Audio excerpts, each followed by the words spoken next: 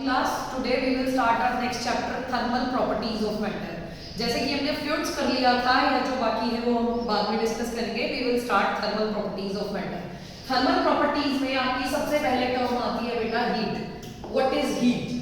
ठीक है, आपने आज से पहले हीट को पढ़ा भी होगा। हीट होता क्या है? Heat is an energy which flow from one body to other due to the temperature difference. अच्छा, ये तो हमें पता ही था भाई, हीट जो है फ्लो करती है एक बॉडी से दूसरी बॉडी पे, लेकिन वो किस कंडीशन में फ्लो करती है? The condition is only of the difference in the temperature. अगर आपके पास टेंपरेचर डिफरेंस नहीं है तो बॉडी जो है हीट जो है कभी भी एक बॉडी से दूसरी बॉडी में ट्रांसफर नहीं होगी। आप यही काम समझ लीजिए, अगर हमारे पास दो आइस है, दो आइसक्रीम्स है, अगर दोनों सेम टेंपरेचर पे है तो हीट ट्रांसफर कहीं भी नहीं होगा। लेकिन अगर वो सराउंडिंग के साथ जो है हम बाहर आइस को छोड़ देते हैं, रेफ्रिजरेटर से बाहर रखते हैं, तो आप देखेंगे थोड़ी देर में आइस जो है वो मेल्ट होने लगती है, because there is transfer of heat from the surroundings to the ice cream, right. अच्छा, अब इसमें इंपॉर्टेंट क्या है? It can not store by the body. आपके पास जो हीट टर्म है बेटा, वो एक एनर्जी फॉर्म में वो ट्रांसफर होगी एक बॉडी से दूसरी बॉडी में, वो स्टोर नहीं होगी like potential energy, right. Second is not defined state of a body. ये किसी भी बॉडी की स्टेट को डिफाइन नहीं करता है। ये बहुत इंपॉर्टेंट है क्योंकि ये किसी की भी स्टेट को डिफाइन नहीं करता है, राइट। अब इसकी यूनिट क्या होगी? क्योंकि ये फॉर्म ऑफ एनर्जी है तो यूनिट तो इसकी जूल ही रहने वाली है, right. So its unit is joule. Show cause of change in temperature. अच्छा, ये होता किस वजह से? यही था कि अगर टेंपरेचर डिफरेंस एग्जिस्ट करेगा तभी जो है आपका हीट वहां एग्जिस्ट करेगा। ओके, उसके बाद आपकी नेक्स्ट टर्म आती है बेटा टेंपरेचर। ये बहुत बेसिक टर्म्स है, लेकिन अगर ये बेसिक्स आपको नहीं आए तो आगे चैप्टर में आप आगे नहीं बढ़ पाएंगे। टेंपरेचर क्या रहेगा? It is a measure of hotness and coldness, जिससे हमें सेंसिटाइज हो whether this object is hot और whether this object is cold. तो उसी को ही हम क्या कहेंगे? That this is nothing but the temperature. उसके बाद it decide the physical state of matter. ये बताएगा कि कौन सी स्टेट में, whether the object is in solid, liquid और गैस। आप कहते हैं 0 डिग्री सेल्सियस पे बर्फ बननी शुरू हो जाती है तो स्टेट तो ना सॉलिड बन गई, राइट। ऐसे ही 100 डिग्री सेल्सियस पे we can make the water, we can convert the water to steam. हम उसे स्टीम बना देते हैं, वेपर्स बना देते हैं। तो ये किसको डिफाइन कर रहा है? स्टेट ऑफ द मैटर, कौन सी स्टेट है। जबकि हीट जो है स्टेट के बारे में हमें कोई जानकारी नहीं दे रहा था, राइट। अब इसकी यूनिट क्या है? एसआई यूनिट केल्विन, क्योंकि भाई केल्विन स्केल जो है वो फॉरेन का है और वहां से ही स्टैंडर्डाइज चीजें होनी शुरू हुई है, तो एसआई यूनिट बेटा इसकी क्या रहेगी? केल्विन। बाकी आप सेल्सियस इंडिया में यूज करते हैं, केल्विन जो है वर्ल्ड वाइड यूज होता है। अब आते हैं आपके पास ये डिफरेंट टाइप्स ऑफ स्केल्स। अब इन डिफरेंट टाइप्स ऑफ स्केल्स को जरा ध्यान से देखेंगे। जो भी ये अपर लेवल है हर स्केल का, देखो यहाँ मैंने कौन सा लिया? केल्विन। यहाँ है सेल्सियस, यहाँ फ़ारेनहाइट, और ये हम कोई एक्स्ट्रा जनरल स्केल लेंगे बाद में। अच्छा, केल्विन स्केल का जो हाईएस्ट पॉइंट है ये हमेशा रहेगा आपका अपर फिक्स्ड पॉइंट। इसको क्या बोलेंगे? अपर फिक्स्ड पॉइंट। ऐसे ही आपके सेल्सियस स्केल का ये वाला पॉइंट क्या रहेगा? अपर फिक्स्ड पॉइंट। ये फ़ारेनहाइट स्केल का, इसका मतलब केल्विन स्केल का अपर फिक्स्ड पॉइंट क्या है? 373 केल्विन। सेल्सियस स्केल का कितना रहेगा? 100 डिग्री सेल्सियस। फ़ारेनहाइट का कितना रहेगा? 212 डिग्री फ़ारेनहाइट। अब हम बात करते हैं लोएस्ट पॉइंट की। लोएस्ट पॉइंट क्या रहेगा बेटा? लोएस्ट पॉइंट को बोलेंगे लोअर फ्रीजिंग पॉइंट। यहाँ पे आपका अगर केल्विन स्केल है तो उसके लिए आपका रहेगा 273।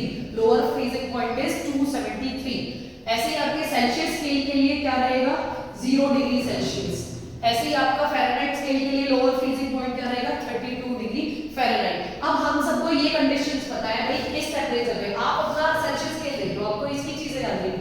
0 डिग्री सेल्सियस से नीचे आपकी आइस बननी शुरू हो जाती है, इसका मतलब ये क्या है? आपका फ्रीजिंग पॉइंट। और ऊपर वाला क्या रहेगा? आपका बॉइलिंग। Clear to everyone? आपका बॉइलिंग पॉइंट एग्जिस्ट करेगा अब अपर फ्रीजिंग पॉइंट जो भी रहेगा, और जो लोअर फ्रीजिंग फिक्स पॉइंट है वो आपका क्या रहेगा? एक तरह से freezing point.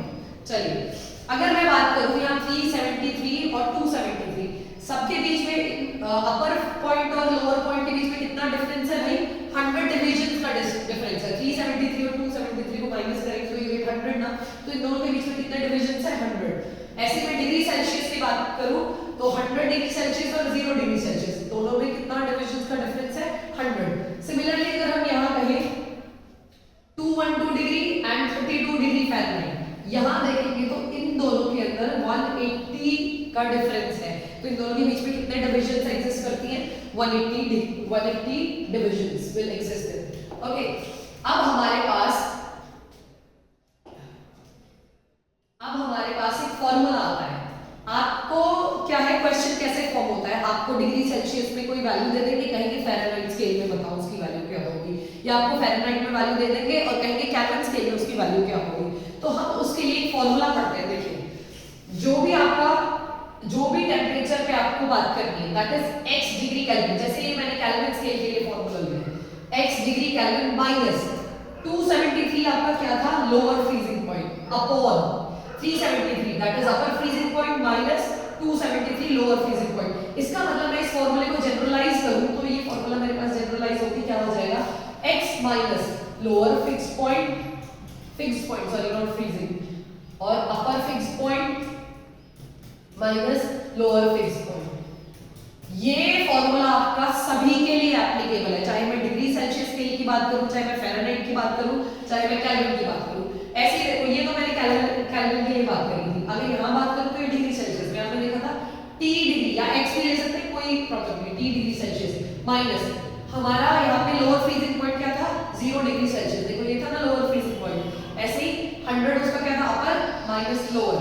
Similarly for Fahrenheit ZF या कुछ भी नोटेशन आप दे सकते हैं, इसको x ले सकते हैं, -32 लोअर 212 अपर माइनस लोअर 32। ये जनरलाइज स्केल है।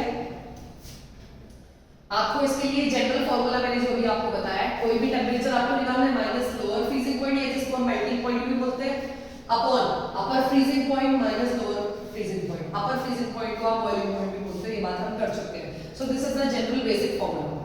अब इसके बाद आता है, इनके बीच में रिलेशन क्या है, रिलेशन इन फ़ारेनहाइट सेल्सियस। अब आप हर बार तो कैलकुलेशन करके नहीं बैठेंगे, जैसे आपको डिफरेंट स्केल्स देंगे, तो कुछ ऐसी शॉर्ट ट्रिक्स हम यहाँ पे पढ़ेंगे जिनकी हेल्प से आप जो है इनको विजुअलाइज कर सकते हैं। देखेंगे, आप देखते हैं, अगर मैं यहाँ पे डिग्री सेल्सियस के लिए C लिख लूं, जिसको आप अब तक x लिखते हैं, minus lower freezing point 0 upon 100 minus 0। सो ये टर्म मेरे पास सॉल्व होके क्या आएगी बेटा, C अपॉन 100, तो ये टर्म C अपॉन 100। ये बराबर थी किसकी, फ़ारेनहाइट स्केल की। तो फ़ारेनहाइट स्केल में f कितना ले लिया, x की जगह, -32 अपॉन कितना था, 212 माइनस 32 दैट इज 180। मतलब डिफरेंस का डिवीजन का डिफरेंस कितना था, 180। यहाँ एक का डिवीजन 100 था, यहाँ 180 था, दोनों स्केल्स का डिवीजन। तो अगर यहाँ पे कैंसिलेशन कर देंगे, it becomes 5, it becomes 9, so our equation becomes C और 5 इधर चला जाएगा, तो इट बिकम्स 5/9 f minus 32।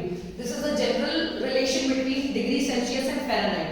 अब आपको बार-बार जो है कैलकुलेशन करके वो अपर लोअर वाला फॉर्मूला ना लगा के आप डायरेक्ट भी कर सकते हैं। C is 5/9 f minus 32, right. अगर आप यहाँ पे आपको फ़ारेनहाइट की value in terms of Celsius निकालनी है तो आप यहाँ f की वैल्यू पुट करेंगे, अगर आपको सेल्सियस की वैल्यू निकालनी है इन टर्म्स ऑफ फ़ारेनहाइट तो आप इन सब टर्म्स को इधर लेंगे और वैल्यू कैलकुलेट कर लेंगे। अब दूसरी चीज आती है कि इसका ग्राफ कैसे बनेगा। अगर मैं डिग्री सेल्सियस और फ़ारेनहाइट में ग्राफ बनाना चाहूँ तो पहले इस इक्वेशन को लिखेंगे, C is 5/9 f मल्टीप्लाई करेंगे इधर -32 into 5/9।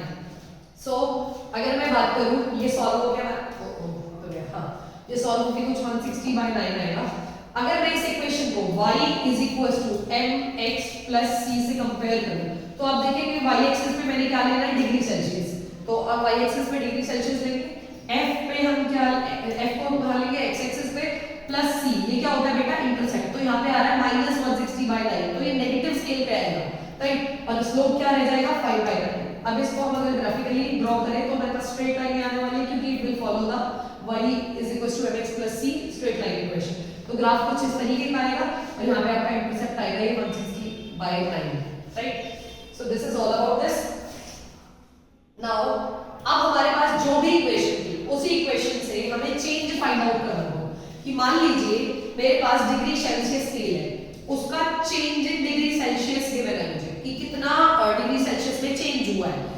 अगर मुझे उस डिग्री सेल्सियस के करस्पॉन्डिंग की फ़ारेनहाइट में कितना चेंज है, मैं जैसे कह लूं 20 डिग्री से 30 डिग्री जो है सेल्सियस स्केल में चेंज आया by providing some temperature, by giving some hotness, ठीक है, कुछ हीट प्रोवाइड करके ये चेंज आया। तो 10 डिग्री का चेंज आ गया किसमें, डिग्री सेल्सियस में। तो यही चेंज फ़ारेनहाइट में कितना दिखेगा, तो इसके लिए डायरेक्ट फॉर्मूला है बेटा, वो पढ़ेंगे। देखो जैसे आपके पास ये फॉर्मूला आया था C is 5/9 f minus 32, इसमें आप अपने 5 को इधर ले लेंगे, so your equation becomes c by 5 is equal to f minus 32 over 9।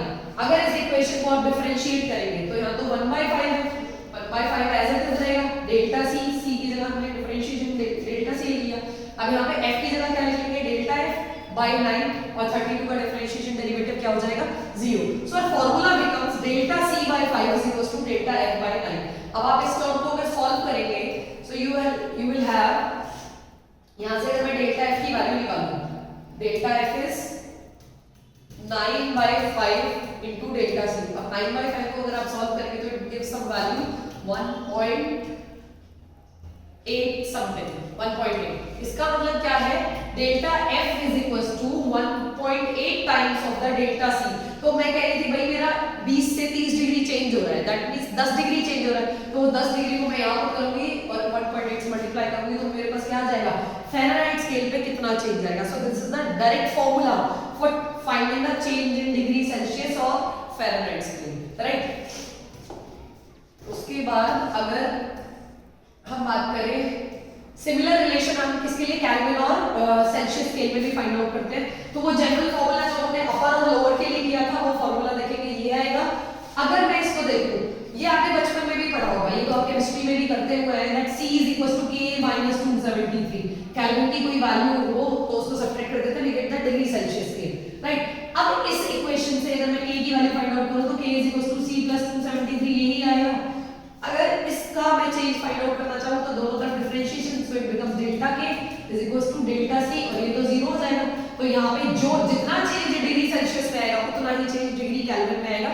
ये क्वेश्चन डायरेक्ट आते हैं जेईई नीट में कि भाई डिग्री सेल्सियस में 10 का चेंज है तो केल्विन स्केल में भी कितने का आएगा, 10 केल्विन का ही चेंज आएगा, बदलेगा नहीं क्योंकि सेम होता है, राइट। ऐसे आप डिफरेंट स्केल्स के लिए निकाल सकते हैं, हमारे लिए ये दो इंपॉर्टेंट थे, सिमिलरली ग्राफ भी ऐसे ही बन जाएगा। सो अब कुछ 2-4-5 प्रॉब्लम्स दी हुई है, we will discuss the problems in our later classes. Thank you.